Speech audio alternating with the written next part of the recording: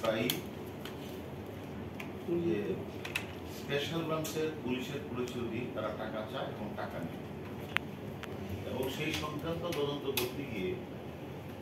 Special ব্রাঞ্চের যে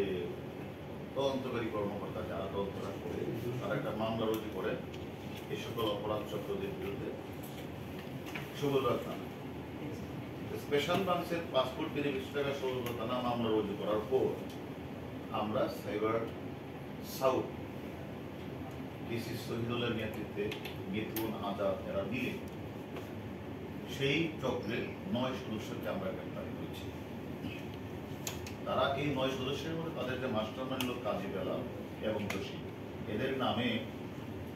মাদকদ্রব্য নিয়ন্ত্রণ অধিদপ্তর এবং ডিজিটাল নিরাপত্তা আইন ও মাদকদ্রব্য প্রত্যেকে 3টা 2টা করে মামলা রয়েছে। এবং এদের মাস্টারমাইন্ড বেলাল যে কাজটা করে সেটা হচ্ছে পাসপোর্ট অফিসের কিছু অসাধু পিওন আনসার এদেরকে ম্যানেজ করে তারা যে আবেদনকারীরা যেমন টাকা জমা দিতে বা পাসপোর্টের আবেদনটা জমা দিতে যায় তখন এই সুযোগে তারা যোগ করে করে কি মোবাইল দিয়ে তথ্যটা ছবি ফটো তুলে করে এটার মধ্যে ওই আবেদনকারীর মোবাইল নাম্বারটা থাকে। এইভাবে তারা প্রতিদিন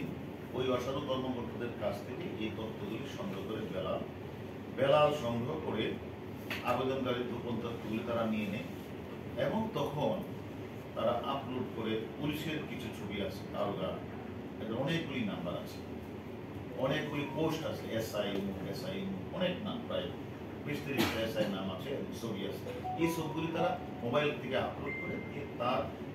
একটা ভুয়া সিম রেজিস্ট্রেড ভুয়া সিম এনে যখন যখন রেজিস্ট্রেশন করে বা এটা যখন তার নাম্বারটা অ্যাড করে তখন মানে ওই ছবিটা মানে ওই দারোগার ছবিটা এটার মধ্যে ক্লোন করে দেয়। অর্থাৎ সে যখন রিং দেয় আবেদনকারীকে যে আপনি কি আজকে পাসপোর্ট নেওয়ার জন্য আবেদন করেছেন, আপনার নাম কি মো,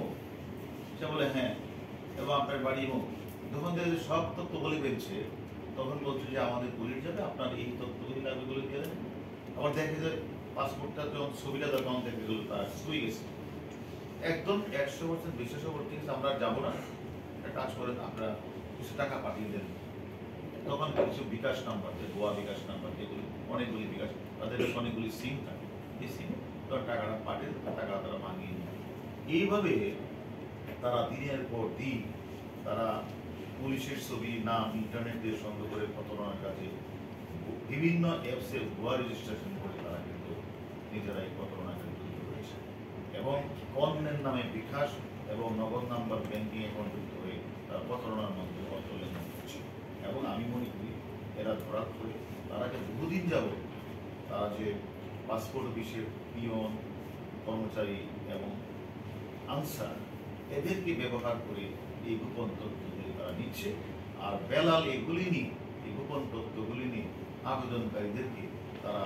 পুলিশের ছবি মানে অ্যাপসে অ্যাড করে তারা এগুলি দিয়ে মানুষকে বিভিন্নভাবে প্রতারিত করে আসছে। যার কারণে আমরা প্রায়শই যে এসবি যে সকল অফিসাররা মানে ভেরিফিকেশন ছাড়া যে সকল অফিসাররা প্রত্যেকের বাড়ি থেকে অথবা ভেরিফিকেশন করার কথা এবং তারা ভেরিফিকেশনও করছে, কিন্তু দেখা গেলো একটা অপরাধী চক্র তারা পুলিশের নাম ব্যবহার করে ছবি ইউজ করে তারা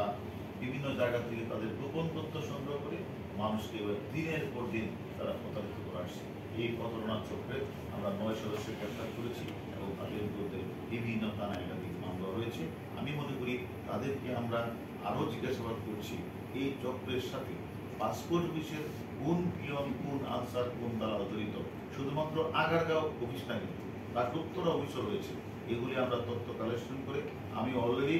আমাদের ডিজি পাসপোর্ট স্যারকে আমি এটা জানিয়েছি এবং আমি দরকারবশত আরও যাদের নাম আসে সেই বিষয়গুলি তথ্য কালেকশন করে আমরা সেরকম তথ্য